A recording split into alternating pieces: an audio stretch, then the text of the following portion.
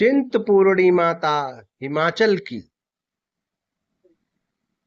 हिमाचल प्रदेश प्रकृति की गोद में बसा देश देवभूमि के नाम से जाना जाता है। 51 शक्त पीठों में से एक नाम छिन्नमस्तिका धाम है। यह नाम चिंतपूर्णी के नाम से जाना जाता है।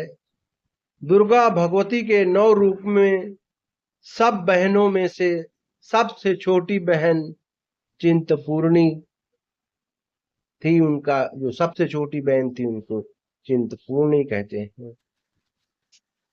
दक्ष के यज्ञ को विध्वंस करने के लिए भगवान विष्णु शिव सती के शरीर को अपने कंधे पर रखकर शरीर को लेकर घूम रहे थे, तो भगवान नारायण सती के शरीर को अपने सुदर्शन चक्र से कई टुकड़ों में विभक्त कर दिया। जिस स्थान पर चरण गिरा उस स्थान को देवी पिंडी के रूप से जाना जाता है, और यही स्थान जो है चिंतपूर्णी के नाम से जाना जाता है। रक्त बीज का संहार करते समय मां दुर्गा ने अपने 2 रूप और प्रकट किए। उन दोनों रूपों में से एक का नाम जया और दूसरे का नाम विजया।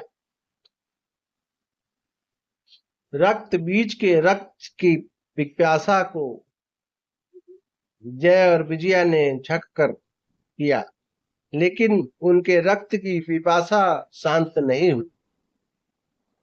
तब दुर्गा जी ने अपना मस्तक काट कर उसको अपने हाथ में लेकर उसमें से 2 धाराएं प्रज्वलित की। रक्त की दोनों धाराओं को जया और विजया ने छक कर पिया, और वे रक्त से उनकी जो पिपासा थी वो शांत हुई। माईदास हिमाचल प्रदेश के रियासत अम्ब के गांव त्रिकोह मिश्रा निवासी थे। उनका जन्म एक साधारण कृषक परिवार में हुआ था। परिवार में भक्ति का वातावरण था और माईदास भगवती दुर्गा के अनन्य भक्त थे। इनका ससुराल हिमाचल प्रदेश में वर्तमान उत्तराखंड के एक छोटे गांव में था। के ससुराल से गांव का रास्ता जो है पहाड़ों से, दुर्गम पहाड़ियों से होकर निकलता था।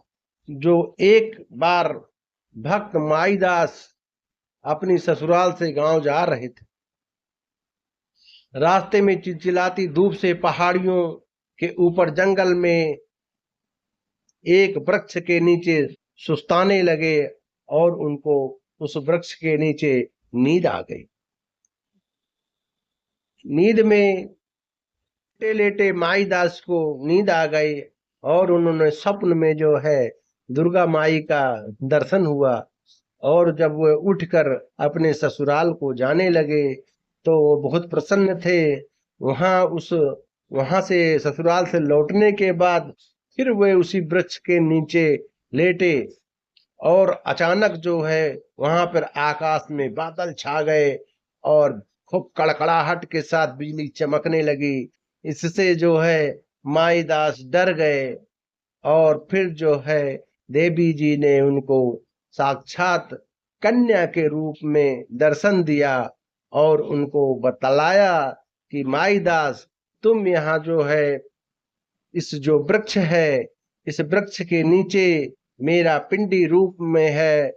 आप उसको यहाँ पर आकर रहिए और इसको जो है यहाँ पर बाकायदे निवास करिए। तब माईदास ने कहा, माँ, यहाँ पर पानी की बहुत अव्यवस्था है, यहाँ पर जीवन कैसे संभव हो सकता है। तब देवी माँ ने कहा, माईदास, यहाँ से नीचे देखो, जो काले रंग की चट्टान है उस चट्टान को हटवाओ, और वहां पर इतना पर्याप्त मात्रा में पानी है कि यहाँ पे जीवन बहुत आसान है, आप बहुत आराम से यहाँ पर रह सकते हो। इस बट वृक्ष के नीचे जो पिंडी रूप में है उसको निकाल कर यथा संभव विधि विधान से इसकी स्थापना करो। और माईदास ने जब उस शिलाखंड को हटवाया तो वहां पर बहुत जल था, और माँ ने कहा था माईदास को, इस जल से मेरे पिंडी स्थान को, जो है पिंडी रूप को, बराबर स्नान कराना, पूजा करना। और माईदास ने फिर वैसे ही किया। दास अपने कुल परिवार और अपने संबंधियों के साथ उस वट वृक्ष की तना के पास गए, और वहां पर उन्होंने खुदाई किया, तो वहां पे पिंडी रूप में देवी जी का दर्शन हुआ, और उन्होंने उस पिंडी रूप को एक टोकरी में रख लिया। माईदास ने गांव में जाकर सभी को यह बात बताई कि देवी जी का साक्षात दर्शन हुआ है। सभी गांव वाले खुशी से झूम उठे और सब लोग उसको देखने के लिए तत्पर हो गए।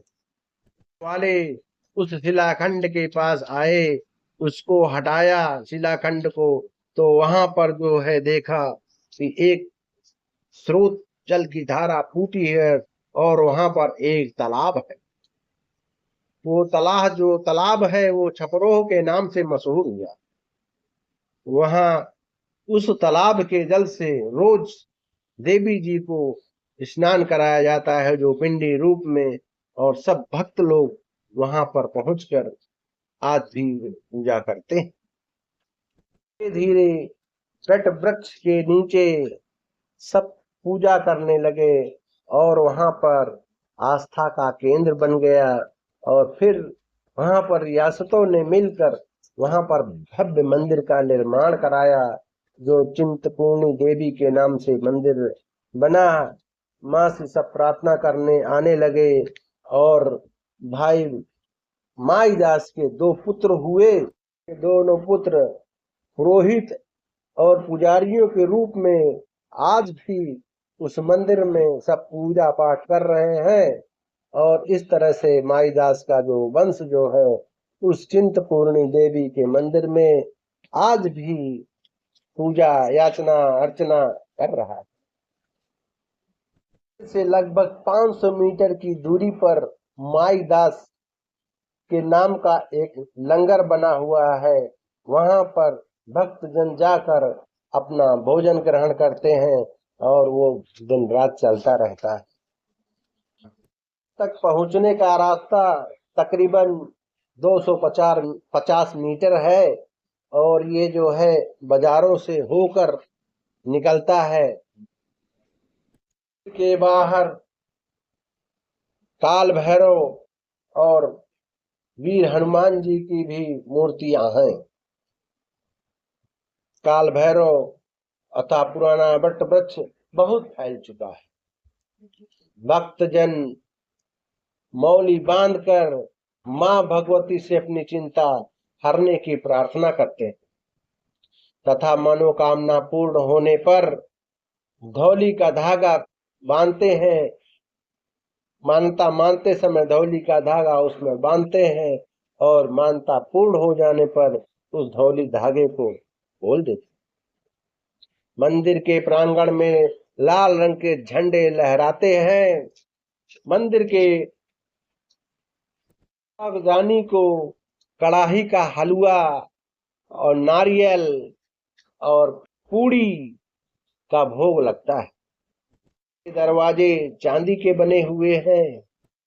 देवी जी के भिन्न भिन्न रूपों की आकृतियां उसमें बनाई गई हैं, देखने में भव्य बहुत सुंदर लगती है। लाल सिंदूर और हल्दी से देवी जी की पिंडी का लेप किया जाता है, और उनका दर्शन किया जाता है। श्रृंगार भी उसी से ही किया जाता है। भक्तजनों को आध्यात्मिक ज्ञान की प्राप्ति होती है। यह मंदिर हिमाचल प्रदेश का सबसे धनवान मंदिर में से माना जाता है। सोने चांदी नकदी जेवर का चढ़ावा बहुत चढ़ता है। यह मंदिर सबसे धनवान मंदिरों में माना जाता है। मंदिर में सहनाई नौबत बसती रहती है और कन्याओं को यहाँ पर कन्या पूजन भी चलता रहता है। नवरात्रों में यहाँ पर जो है चैत्र मास में जो नवरात्र पड़ता है, यहाँ पर बहुत बड़ा मेला लगता है। बहुत दूर दूर के दर्शनार्थी यहाँ पर आकर देवी जी से अपनी मनोकामना पूर्ण करने के लिए मान्यताएं मानते हैं और उनकी देवी माँ सब मान्यताएं पूर्ण करती है। जागरण होता रहता है और देश अपने अच्छे अच्छे गायक जो है वहां पर पहुंचकर देवी माँ का जागरण करते हैं। बहुत भव्य मनोहर दृश्य हो जाता है नवरात्र के समय में, बहुत बढ़िया। नवरात्र में भगवती दुर्गा के विभिन्न रूप आकाशीय क्षेत्रों से अवतीर्ण होते हैं और वहां पर से प्रकट होकर चिंतपूर्णी मंदिर की ओर आते हुए देखने के लिए सावन अष्टमी पर लाखों भक्त इकट्ठे होते हैं। उड़ती हुई अंत में अखंड चिंतपूर्णी देवी के प्रतिमा में प्रविष्ट हो जाती है। की समीक्षा करने के लिए लाखों वैज्ञानिक तर्कशास्त्री अपना माथा फोड़ चुके हैं, परंतु कोई भी माँ की इस दिव्य ज्योति का पार न पा सका। मंदिर तक पहुंचने के लिए रेल मार्ग से हिमाचल में ऊना तथा पंजाब के होशियारपुर सकता है और ऊना से मुबारकपुर तथा भरवाई के रास्ते से होकर सड़क मार्ग मंदिर तक जाता है तथा होशियारपुर के गगरेट और भरवाई से होकर सड़क मार्ग द्वार मंदिर पहुंचा जा सकता है। बोलिए चिंतपूर्णी माता की जय। आपको ये हमारे द्वारा बताई गई कहानी कैसी लगी? अगर इसमें कोई त्रुटि हो तो अपना छोटा भाई समझकर हमें माफ कीजिएगा। प्रेम से बोलिए जय माता दी।